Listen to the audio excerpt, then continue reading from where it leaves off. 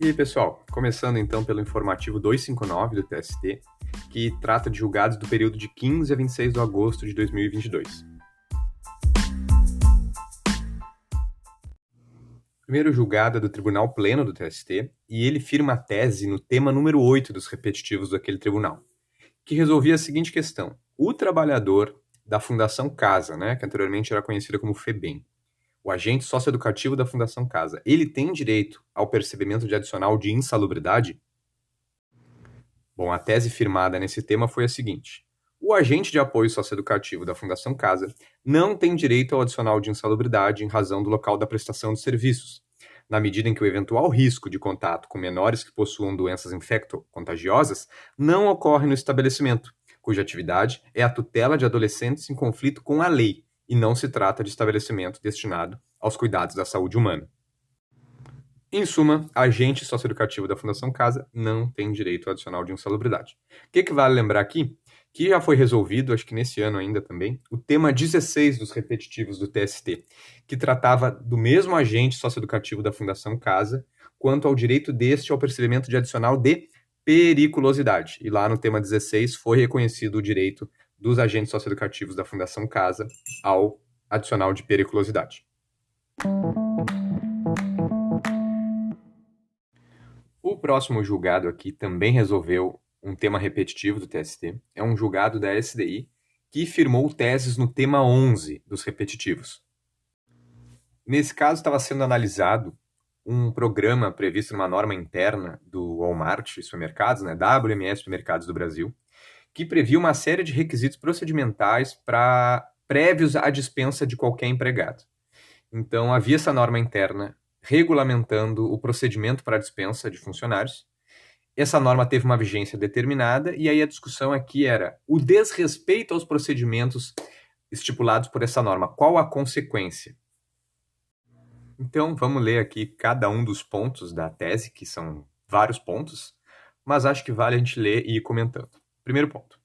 A política de orientação para a melhoria, com vigência de 16 de agosto de 2006 a 28 de junho de 2012, instituída pela empresa por regulamento interno, é aplicável a toda e qualquer dispensa, com ou sem justa causa, e a todos os empregados, independente do nível hierárquico, inclusive os que laboram em período de experiência, e os procedimentos prévios para sua dispensa variam a depender da causa justificadora da deflagração do respectivo processo, tal como previsto em suas cláusulas. Sendo que a prova da ocorrência do motivo determinante ensejador da ruptura contratual e do integral cumprimento dessa norma interna, em caso de controvérsia, constituem ônus da empregadora, nos termos dos artigos 818 da CLT e 373 do CPC. Então aqui basicamente estava resolvendo um primeiro ponto, que era: aplica para todo mundo essa norma interna sobre procedimentos para dispensa? O TST entendeu que sim. E a quem competia, no caso concreto, diante de uma controvérsia, o ônus da prova quanto ao motivo ensejador da ruptura contratual e ao cumprimento dos procedimentos da norma? Ônus do empregador. Ponto 2. Os procedimentos previstos na norma regulamentar, com vigência de 16 de agosto de 2016 a 28 de junho de 2012, devem ser cumpridos em todas as hipóteses de dispensa com ou sem justa causa, e apenas em casos excepcionais, abre parênteses, de prática de conduta não abrangida por aquelas arroladas no item 4 do programa, que implique quebra de fidúcia nele não descritas, que gerem a impossibilidade total de manutenção do vínculo ou de dispensa por motivos diversos que não os relacionados à conduta do empregado, fatores técnicos, econômicos ou financeiros, fecha parênteses, é que poderá ser superada. Nessas situações excepcionais, caberá à empresa o ônus de provar a existência da real justificativa para o desligamento do empregado sem a observância das diferentes fases do processo de orientação para a melhoria e a submissão da questão ao exame dos setores e órgãos competentes indicados pela norma, inclusive sua diretoria, para a decisão final e específica a respeito, nos termos do item 4.10 do programa. Então, novamente, TST dizendo: essa norma, enquanto vigente, para os trabalhadores admitidos durante a sua vigência, elas deveriam ser obedecidas para qualquer tipo de dispensa, e apenas em casos muito excepcionais que fugissem ali ao enquadramento da norma, é que ela poderia ser dispensada. Tá, e a quem compete, de novo, o ônus da prova, havendo essa controvérsia, de demonstrar que aquele caso específico fugia à previsão da norma? Ao empregador. Agora o ponto 3, que para mim é o mais importante. Esse programa, unilateralmente instituído pela empregadora, constitui regulamento empresarial com natureza jurídica de cláusula contratual, que adere em definitivo ao contrato de trabalho dos empregados admitidos antes ou durante o seu período de vigência, por se tratar de condição mais benéfica que se incorpora ao patrimônio jurídico, nos termos e para os efeitos do artigo 7º caput da Constituição Federal, dos artigos 444 e 468 e da súmula 51, item 1 do TST, e, portanto, não pode ser alterada in pejus, suprimida ou descumprida. Então, o TST aqui vem dizer, tratando de um caso específico sobre tal programa de orientação para a melhoria do Walmart, mas dizendo o seguinte, se um empregador institui um regulamento empresarial, porque se interpretou que esse programa é um regulamento empresarial, prevendo determinados requisitos, prevendo direitos, né? Aqui, um processo de dispensa submetido a determinados procedimentos. Bom, esse procedimento, esse direito previsto no regulamento empresarial, adere definitivamente aos contratos de trabalho dos empregados. Aqueles admitidos na vigência deste instrumento e também aqueles admitidos antes, né? Aí vem o regulamento de empresa, adere ao contrato destes todos. O que a gente já pode interpretar daqui?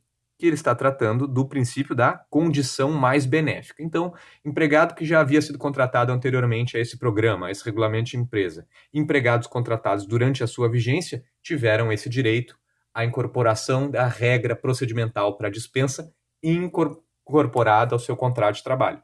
Então, estes, mesmo que no futuro o regulamento veio de fato a ser revogado, para estes aderiu ao contrato de trabalho com definitividade, condição mais benéfica. Então, o regulamento foi vigente até 2012, mas o cidadão que foi contratado antes disso e permaneceu, vamos pensar, mesmo que até hoje, ele tem que, para ser dispensado, ser observado o procedimento previsto no regulamento empresarial. Ponto 4 das teses firmadas pelo TST, pela SDI, no tema 11. A inobservância dos procedimentos previstos no referido regulamento interno da empresa viola o direito fundamental do empregado ao direito adquirido, artigos 5º, inciso 36 da Constituição Federal, o dever de boa-fé objetiva, artigo 113 e 442 do Código Civil, e terceiro, inciso 1 da Constituição Federal. Também o princípio da proteção da confiança ou confiança legítima, artigo 5º, inciso 36, e os princípios da isonomia e da não discriminação, artigo 3º, inciso 1 e 4 e 5º caput da Constituição Federal e artigo 3º, parágrafo único da CLT, assim como a Convenção 111 da OIT. Então, no item 3, a gente viu que regulamento de empresa, prevendo procedimentos a serem observados na dispensa, adere aos contratos de trabalho e que a inobservância desse procedimento que aderiu ao contrato de trabalho viola o direito adquirido do empregado, a boa-fé objetiva, a proteção da confiança e os princípios da isonomia e da não discriminação, também previstos na Convenção 111 da OIT. Ponto 5. O descumprimento da política de orientação para a melhoria pela empregadora que a instituiu, ao dispensar qualquer de seus empregados sem a completa observância dos procedimentos e requisitos nela previstas, tem como efeitos a declaração de nulidade da dispensa, e, por conseguinte, o seu direito à reintegração ao serviço, na mesma função e com o pagamento dos salários e demais vantagens correspondentes, inclusive com a aplicação do disposto do artigo 471 da CLT, como se na ativa estivesse, desde a data da dispensa até a sua efetiva reintegração. Então, aí mais um ponto nesse raciocínio inteiro. Aderiu ao contrato de trabalho, a violação ao procedimento vulnera o direito adquirido. E qual a consequência prática disso numa eventual sentença que a gente tiver que resolver? Reintegração do empregado. Declaração de nulidade dessa dispensa pela inobservância do procedimento, então foi uma dispensa ilícita, e reintegração do empregado, bem como a determinação de pagamento dos salários, né, de todas as vantagens pecuniárias que ele deixou de oferir, desde a dispensa até a data da efetiva reintegração. Agora, a partir do ponto 7, o tema 11 trata, antes era sobre o Programa de Orientação para a Melhoria, que foi vigente até 28 de junho de 2012. Agora ele passa a tratar sobre a política corporativa. Mesma coisa, outro regulamento interno que passou a trazer procedimentos para a dispensa de trabalhadores. E ele foi vigente após 28 de junho de 2012. Então vamos lá, item 6. A política corporativa com vigência de 29 de junho de 2012 a 13 de novembro de 2014, instituída pela empresa por novo regulamento interno, não alcança os pactos laborais daqueles trabalhadores admitidos na empresa anteriormente à sua entrada em vigor, ou seja, até 28 de junho de 2012, cujos contratos continuam regidos pela política de orientação para a melhoria precedente, que vigorou de 16 de agosto de 2006 a 28 de junho de 2012, e que se incorporou ao seu patrimônio jurídico. Então, a gente estiver falando de alguém que foi admitido sob a égide, alguém lá do Walmart, né, do Programa de Orientação para a Melhoria, e depois continuou com o contrato em curso à época da instituição da política corporativa, essa política corporativa, esse novo regulamento de empresa, não é aplicável para esse trabalhador que foi admitido anteriormente. Por quê? Porque a ele se aplica aquele primeiro regulamento. Esse é o ponto 6. Ponto 7. Esse novo programa, unilateralmente instituído pela empregadora em 29 de junho de 2012, também constitui regulamento empresarial com natureza jurídica de cláusula contratual, que adere em definitivo ao contrato de trabalho aos empregados admitidos durante seu período de vigência, 29 de junho de 2012 a 13 de novembro de 2014. Por se tratar de, aí é a mesma lógica, né? Agora para esse segundo regulamento, para os novos empregados admitidos durante a vigência desse segundo regulamento. Por se tratar de condição mais benéfica, que se incorpora ao patrimônio jurídico, nos termos e para efeitos do artigo 7º, 444 e 468 da CLT e súmula 51.1 do TST, que não pode ser alterado em prejuízo ao trabalhador, suprimido ou descumprido. Ponto 8. A facultatividade da aplicação do programa, a gente está falando da tal política corporativa, prevista de forma expressa na referida política corporativa, que vigorou de 29 de junho de 2012 a 13 de novembro de 2014, para parte dos empregados por ela alcançados por livre deliberação da empresa. Então, essa tal política corporativa previa que era facultativa a aplicação do programa. Isso por livre deliberação da empresa. O que o TST disse? Que isso, sem nenhum critério prévio, claro e objetivo, fundamentado e legítimo, que justifique o discrimen, né, a discriminação, essa diferenciação, constitui ilícita e coibida condição puramente potestativa, nos termos do artigo 122 do Código Civil, e viola os princípios da isonomia e não discriminação.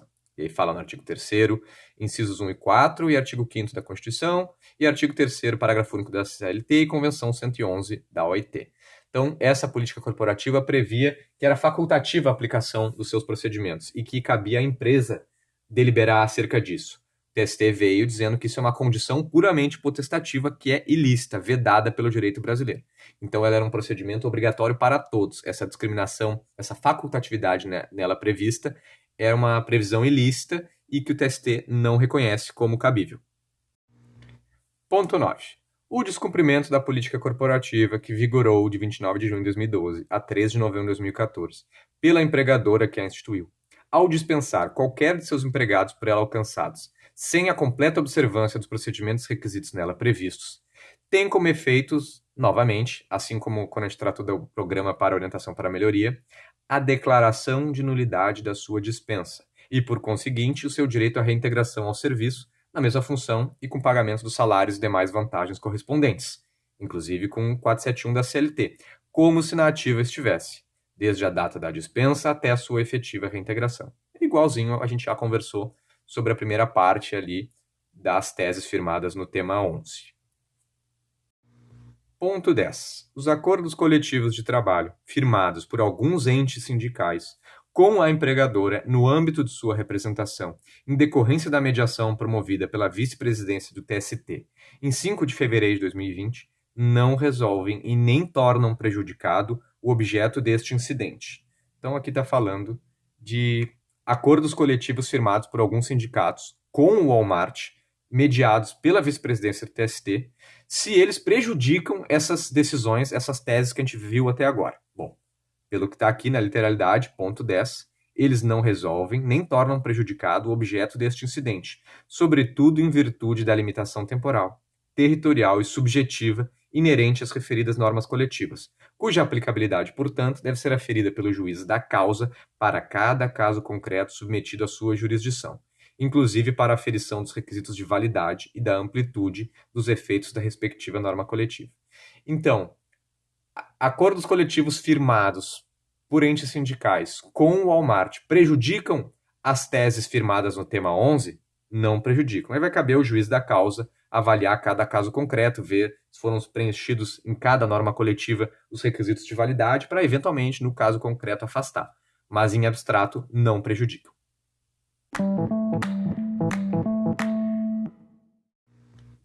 Agora, para finalizar esse informativo 259, 2 julgados da SDI 2. O primeiro é o seguinte: recurso ordinário em ação rescisória, suspensão dos prazos processuais determinada pelo CNJ em razão da pandemia. Não influência na contagem do prazo decadencial para o exercício do direito de rescindir a coisa julgada. Artigo 975 do CPC, prazo de natureza material e não processual. Por se tratar de típico prazo de natureza material, ou seja, relacionado ao exercício de direitos e pretensões, não se aplica ao prazo decadencial da ação rescisória qualquer determinação advinda de atos normativos do CNJ, no sentido de suspender os prazos processuais em virtude dos efeitos da pandemia da Covid-19. Assim, a inobservância do biênio previsto no artigo 975 do CPC 15 impõe a pronúncia da decadência da ação rescisória. Sob esses fundamentos, a SDI, por unanimidade, conheceu do RO e, no mérito, negou o provimento. Então, basicamente aqui, suspensão de prazo processual por determinação do CNJ no transcurso da pandemia da Covid-19 afeta o prazo bienal para ajuizamento da ação rescisória? Não afeta. Por quê? Porque essa é uma suspensão de prazo processual, enquanto que o prazo decadencial para ajuizamento da ação rescisória tem natureza material. E para encerrar, RO em mandado de segurança, ordem de bloqueio de valores das contas dos advogados da parte reclamante na ação matriz. Retenção indevida da integralidade do crédito trabalhista por advogados do trabalhador. Não incidência da súmula 363 do STJ. Competência da Justiça do Trabalho, ausência de ofensa a direito líquido e certo. Quando não se evidencia controvérsia sobre o pagamento de honorários advocatícios em sede de reclamação trabalhista, análise de contratos de prestação de serviços advocatícios ou ação de cobrança pelos advogados contra seu cliente, mas sim hipótese de apropriação indébita decorrente da não satisfação de crédito trabalhista, porquanto, apesar de a parte reclamada ter pago o valor da condenação, todo o valor pago foi retido indevidamente pelos advogados da parte reclamante, não há como se afastar a competência da Justiça do Trabalho para garantir a execução de suas próprias decisões ou dirimir conflitos delas decorrentes. Haja vista ser questão incidental à execução trabalhista. Então, deixa eu pontuar alguma coisa aqui. Do que a gente está falando? A gente está falando de um processo onde a reclamada pagou o valor da condenação, pagou para o advogado, que devia ter poderes para receber, ok, e esse valor não foi repassado para o cliente. Aí a dúvida aqui é, pode cobrar nos próprios autos da reclamação trabalhista, né, fazer um bloqueio da conta do advogado, enfim, para que esse valor seja destinado ao reclamante? A gente está vendo que a SDI entendeu que sim. E já está distinguindo isso de uma situação onde haja análise de contrato de prestação de serviço advocatício, ou seja, uma ação de cobrança do advogado contra seu cliente. Por quê? Porque aqui ela está fazendo uma comparação, na verdade, uma distinção dessa situação de pegar da conta do advogado valores que ele não repassou para o seu cliente na ação trabalhista, daquela situação prevista na súmula 363 do STJ, que diz que compete à Justiça Estadual processar e julgar a ação de cobrança ajuizada por profissional liberal contra cliente. Então, para a gente seguir aqui o texto do julgado. Se a gente tiver uma ação de cobrança do advogado contra o cliente, Justiça Estadual, mas se no corpo de uma ação trabalhista a reclamada pagou na conta do advogado, o advogado não repassou para o cliente, cabe ordem de bloqueio de valores da conta desse advogado no próprio corpo da ação trabalhista para garantir que o valor seja destinado ao reclamante, ao trabalhador? Sim, isso não se confunde com a previsão da súmula 363. Então vamos continuar aqui.